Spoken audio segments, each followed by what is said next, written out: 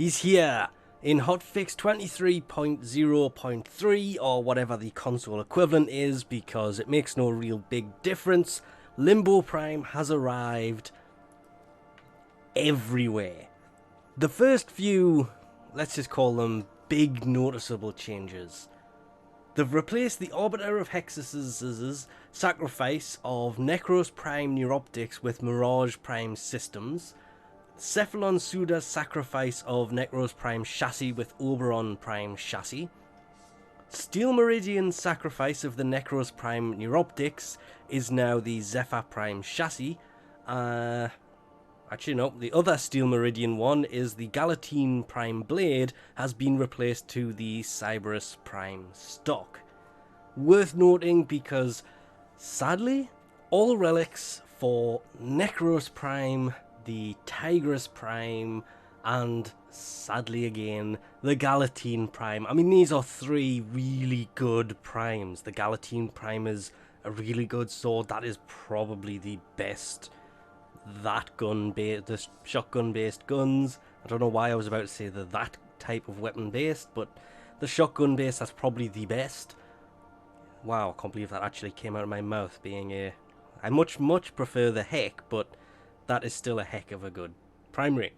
A Necros Prime, if you are farming any kind of resources, he is just desecrate. You don't really need to say much more than that. And his augments, Necros is a very good frame.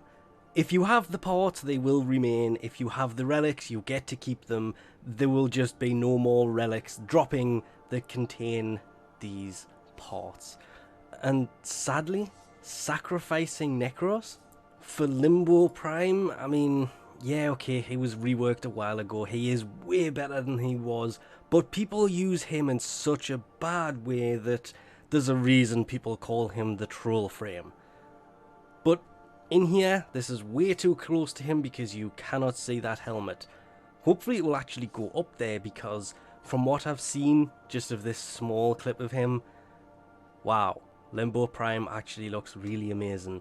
Of course, if you are looking for him, you need to find his relics. His blueprint relic is the Meso Z1, the Neuroptics are on the Axi L2, the chassis is Neo L1, and the systems will be on Lith B3 as he turns around and that Pyrana comes into view. And amazingly, unlike last time, they're actually here! So I can find the relics, unlike last time where the relics didn't appear in the codex and I actually have the Xbox booted in the background. But, jumping to this, 19 impact, that's worse. The normal Pyrana has a 26.4. It also has a 26.4 slash. Puncture, sorry. And slash is 201, the normal one is 211. How is this better? It's a mastery rank 13, but looking at the stats here, yeah, this actually does less damage. The normal one's a mastery rank 12, fire rate of 4.17. This is a fire rate of 4, so it's slower. It has a magazine pretty much the same. Normal one's 10, this is 12. Status of 12, the normal one, I honestly have no idea, is 10. The crit chance, however, is 24 with a 2.2 times multiplier. The normal one is 20 with a 2.0 times multiplier. So, yeah, we haven't seen this in a while. This is a prime that actually does less damage than its normal counterpart.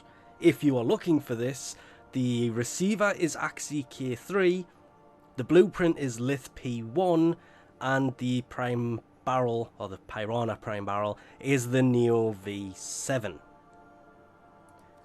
That can't be right. Pyrana. It is! 26.4, 26.4, and 211. Wow, it is actually a nerf over the normal one. That's going to be interesting to see how that plays out. The Destreza Prime, on the other hand, the normal one has a 1.9 impact. This has got a 9.1. The puncture was 63.8. It's now 53.2. There's a theme going here. And the slash used to be 9.4 but is now 13.7. They've kind of balanced this with a slight reduction to puncture. The status is a little bit better. Not by much though. What is going on with these? I'm actually saying that because I cut off, no, it's 5% on the normal one. It's 18% on here. And where's the 24% crit chance with a 3 times multiplier? The normal one was a 20% with a 2 point. Okay, so this is a little bit better, a little bit less damage, but it is more crit based. Of course, if you want the Destreza Prime, and it did have 2 blades after all, I'm just noticing that, so I wasn't wrong in my theory of the leaked picture had 2 blades on it, because if this ever goes the right way, you can see it definitely had 2 blades on it, so it's kind of a mix of both of them, really. Anyway, the handle for this is Axii 01 Relics, the blade is Meso D2 Relics, and the blueprint is Neo B5 Relics. Of course, if you play a lot and you have all the existing relics, the new ones appear as unused ones, and you just have to go to them or use the list in the description below, which will tell you which relics you are looking for, and in here shows you where you can actually get them. Remembering that, and weirdly it does say it, but none of these I have come across have actually mentioned it, the Onslaught can also drop these, as can the Elite Onslaught drop these as Radiant relics. And that's about it. There was a lot of fixing and other things as involved in this as well. As always, link will be in the description. A lot of changes and fixes for the sacrifice quest. Won't get into those either. Again, link in the description below. Why does that now say 12 minutes? Oh, different link. But one of the weird things that happened after the sacrifice, which has happened for a long time, when your operator was wandering around the ghost guy, and I was kind of hoping he would appear.